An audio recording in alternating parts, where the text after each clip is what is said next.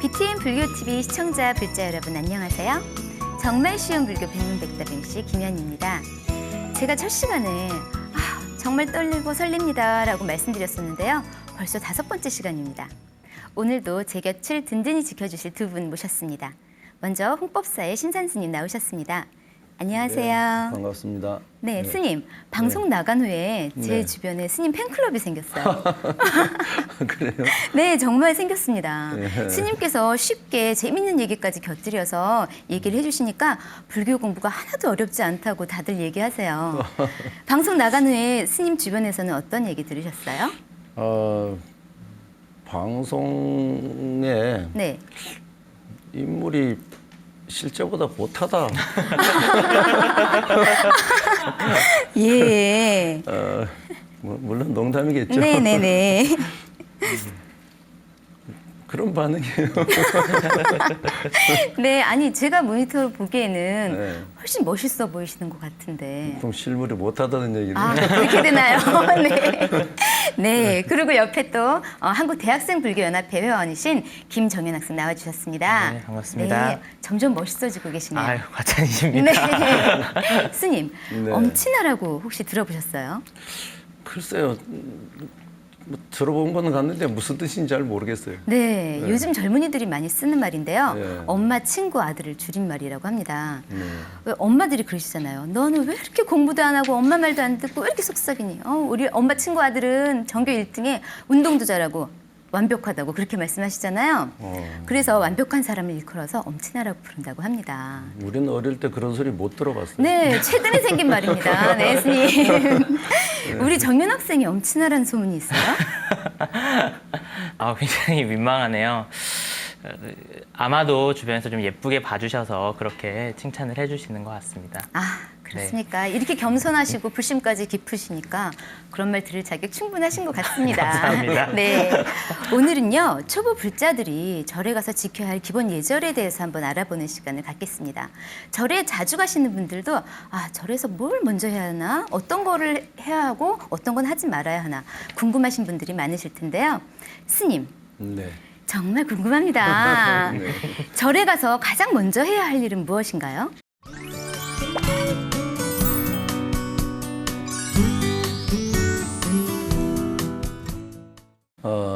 절에 가서 가장 먼저 해야 할 것은 네. 우리가 다른 집을 방문하게 되면 그동안 우리가 내려오던 전통적인 어떤 도덕 측면에서 보면 네. 그 어른을 제일 먼저 찾아뵙고 인사드리는 일이죠. 네. 네. 그러니까 절에 왔다면 당연히 부처님을 찾아뵙고 삼배를 드리는 일이 가장 네. 먼저 해야 할 일입니다. 그런데 삼배를 드리기 위해서 대용전에 들어갔다면 네. 이제 전에는 뭐 초도 켜서 촛불을 우리가 밝히고 예. 또 향도 하나 걷고 네. 그리고 나와서 삼배를 했지만 요즘 아마 절들이 24시간 거의 뭐 촛불을 켜놓고 있는 상태고 네, 그렇죠. 또 향을 피우는 일들도 개인적으로 갔을 때는 가능하지만 네. 법회 때나 이럴 때는 또 많이 피워서 아마 못 피우게 하는 경우도 있을 겁니다. 네. 네. 그러니까 혼자 만약에 한가한 시간에 절에 갔다면 먼저 촛불이 켜져 있지 않다면 촛불을 켜고 네. 그리고 향을 하나 피우고 네. 그리고 뒤로 물러서서 불법성 삼보에 예경 올리는 삼배를 드리면 이것이 이제 절에 가서 제일 먼저 해야 할 순서입니다. 그러니까 네. 먼저 삼배를 드린다. 네. 그리고 나서 이제 더 기도할 사람은 앉아서 기도하고 아니면 다른 볼 일이 있으면 나와서 스님을 만나든지 혹은 다른 정각을 참배하는 일이겠죠. 네. 네. 스님, 촛불과 향을 피운다고 하셨는데 이유를 여쭤봐도 될까요? 촛불을 켜는 것은 광명, 네. 밝음을 우리가 나타내잖아요. 네. 광명이라고 하는 것은 지혜를 또한 상징하죠. 네. 그러나 초라고 하는 것이 자기 스스로를 태우지 않고는 밝음을 또한 줄 수가 없겠죠. 예. 그러니까 여러 가지 의미가 있는데 첫째는 광명, 지혜를 밝힌다 희생이라고 하는 것이 하나 있고 네. 그다음 또 하나는 나를 희생해서 세상에 밝음을 준다. 네. 그와 같은 의미를 담아서 저도 그렇게 하겠습니다. 네. 하는 의미에서 촛불을 켜는 것이고 향이라고 하는 것도 역시 마찬가지로 자신의 몸을 태워서 네. 세상에 향기로움을 주지 않습니까? 네. 그러니까 자기의 희생, 자기의 노력을 통해서 세상에 향기로움을 주는 그런 사람이 되겠노라고 하는 서원을 담아서 촛불을 켜고 향을 피우고 그리고 그것에 대한 하나의 서원의 상징으로서 또한 삼배를 올리게 되는 것이죠. 네, 그렇군요. 아, 스님, 네, 궁금한 점이 있습니다. 네. 저희가 보통 사찰에서는 이렇게 예불 시간이 정해져 있지 않습니까? 그렇죠. 그렇다 보니까 사찰에 가면 이제 고정된 시간에 예불을 모신다고 하면 네. 이제 같이 예불을 드리고 부처님께 예를 고하면 되는데 예불 시간이 아니거나 혹은 법회 시간이 아닐 때에도 절을 갔을 경우에 뭐 기도를 하고 싶거나 예를 네. 올리고 싶을 때 특별히 어떻게 해야 될지를 좀 모르겠다 이렇게 네. 생각을 한 적이 좀 있었어요. 그래서 네. 그럴 때 뭔가 정해진 틀이 아닐 때 사찰은 사실 항상 열려 있지 않습니까? 그렇죠. 그럴 때 사찰에 가서 어떻게 기도나 수행을 해야 하는지 그런 것들이 좀 궁금합니다. 먼저 그 간절의 상황을 먼저 봐야 되겠죠. 네, 많은 사람들이 참배를 할 수 있는 공간이라고 한다면 일단은 그런 공간에서는 내가 오래 앉아서 기도를 하게 되면 다른 사람들의 참배에 좀 방해가 될 수 있겠죠. 네, 그러니까 대웅전이나 법당의 상황에 맞춰서 아 지금은 앉아서 기도를 해도 되겠구나 이런 이제 분위기 파악이 첫째 돼야 되는 거죠. 네. 두 번째는 내가 그러면 30분을 기도할 수 있을 건지 1시간을 기도를 할 수 있을 건지에 따라서 네. 기도하는 순서나 어떤 내용이 달라지겠죠. 네, 네. 예를 들어서 뭐 한 30분 정도 내가 앉아서 기도를 하겠다. 이렇게 했을 때 우리가 제일 쉽게 할 수 있는 것은 천수경을 독송하는 일입니다. 아, 네. 천수경 독송하면 한 15분 정도, 뭐 한글로 네. 하면 한 20분 정도. 네. 그러고 나서 개인 정근, 뭐 서가모니불 정근이든지 관세음보살, 지장보살 뭐 정근을 잠시 하고 네. 그다음에 앉아서 마음으로 발언을 하는 것이죠. 네. 오늘 기도한 것에 대해서 이 기도의 공덕을 모든 중생, 모든 우리 이웃에게 나누겠다고 하는 발언을 하고 그 발언을 하고 나서 마무리는 잠시 앉아서 이제 입정을 하면서 모든 기도를 마무리한다면 아마 무난하지 않을까 예. 이렇게 생각을 하고 또 예를 들어서 뭐 시간이 1시간이나 뭐 2시간 오랫동안 할 때는 천수경 독송을 하고 나서 본인이 희망하는 금강경이라든지 또 아미타경이라든지 또는 뭐 관세음보살 보문품이라든지 네. 우리가 신행을 하는 그런 경전을 앉아서 조용히 독송하는 것도 네. 좋은 방법이겠죠. 그러니까 첫째는 그 대웅전 그 법당 분위기가 지금 기도를 할 수 있는 분위기인가 네. 하는 것을 먼저 살피고 그리고 나서 두 번째는 내가 어느 정도 시간을 가지고 할 건가 네. 거기에 맞춰서 그 내용은 본인이 조절을 하게 되면 그건 정해져 있는 것이 아니니까 네. 어떤 걸 해도 상관이 없습니다. 네. 내가 일정 시간을 대웅전에 앉아서 기도했다는 사실이 사실 우리에게 중요한 것이죠. 네. 네. 스님 말씀 꼭 기억하고 스님 말씀하신 대로 따라 하면은 네. 정말 예의 바른 불자가 될 수 있을 것 같습니다. 네. 네, 스님. 또 정말 궁금합니다. 네. 네. 법당에 들어갈 때요. 네. 저희가 앞문을 삼가고 옆문으로 이용을 하잖아요. 그렇죠. 거기에 특별한 이유가 있나요?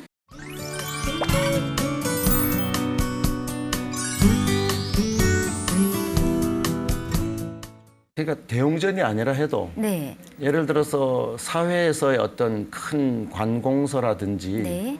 뭐 어떤 박물관이라든지 뭐 혹은 다른 어떤 성전에서도 네. 이 정문이라고 하는 것은 신성시하는 의미가 있죠. 네. 네. 그렇기 그렇습니다. 때문에 우리도 이제 그 정문을 정문이라고 하는 것이 아니라 어간.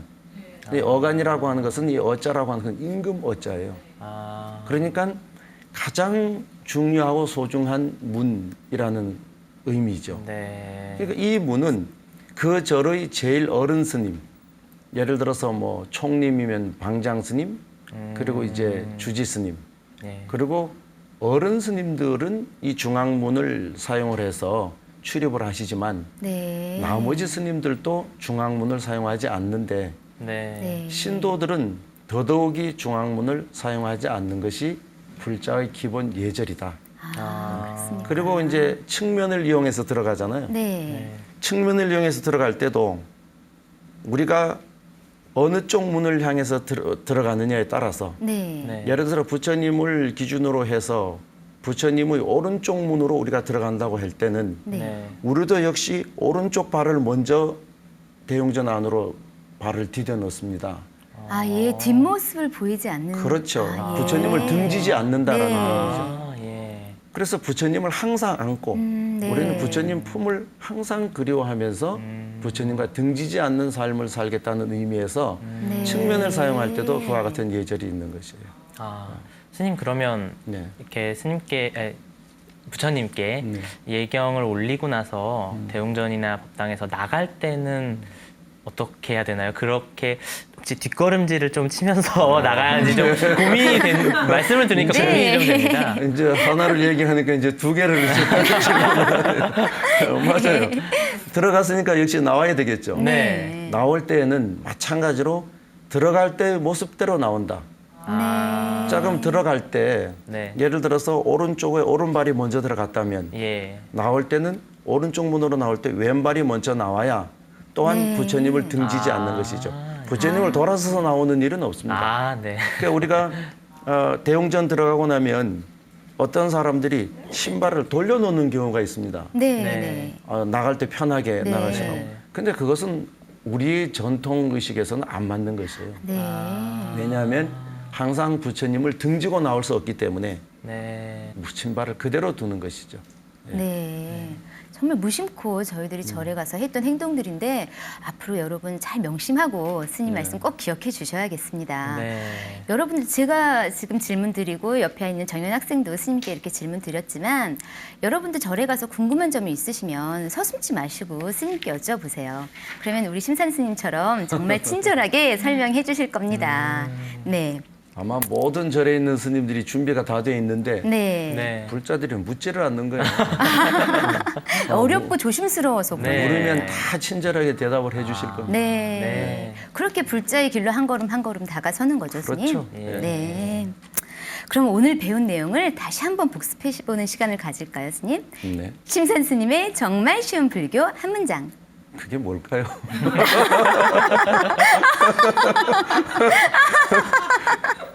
아, 스님 너무 재밌으시고요. 아니, 정말 쉬운 한 문장. 네. 불교는 절대 어렵지 않다. 아, 네. 불교는 어려운 게 아닙니다. 네. 왜 어렵다고 생각하느냐 하면 불교라고 하는 부처님의 가르침에 다가오는 방법이 이론이나 논리로 다가오려고 하니까 어려운 거예요. 네. 이론이나 논리가 아닙니다, 종교는. 네. 그럼 뭐만 있으면 마음만 있어서 다가가면 모든 것은 다 쉽게 해결이 됩니다. 아까 아, 물어라. 물으면 다 대답해 주실 것이다. 네. 묻고 싶은 마음만 있으면 되는 거예요. 네. 근데 자꾸 논리적으로 이것이 옳을까 저것이 옳을까 혼자 고민할 필요가 없습니다.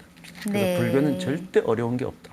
네. 맞습니다. 여러분도 꼭 기억하고 실천해 주시기 바랍니다. 자, 오늘 정말 쉬운 불교 백문백답의 마지막 코너, 시청자분들께서 궁금해하시는 질문 해결해보는 코너입니다. 시청자 질문 시간 우리 정연 학생이 준비해 주셨죠? 네, 읽어드리겠습니다. 네, 절에 가면 법당마다 불전함이 있는데요. 갈 때마다 제가 얼마를 넣어야 할지 참 고민입니다. 어떨 땐 너무 작게 했나? 어떨 땐 내 주제에 맞지 않게 너무 과했나? 할 때마다 고민입니다. 어떻게 해야 가장 적당한지요?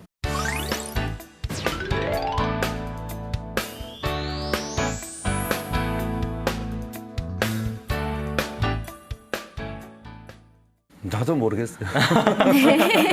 네. 왜냐하면 그것이 정해져 있지를 않기 때문에요. 왜냐하면 불전이라고 하는 의미는 부처님께 내가 공양을 올리는 거잖아요. 네. 공양을 올린다고 하는 것은 내가 형편에 따라서 예를 들어서 사과를 공양을 올릴 때 하나를 사가지고 갈 수도 있고 뭐 10개를 사가지고 갈 수도 있는 것이죠.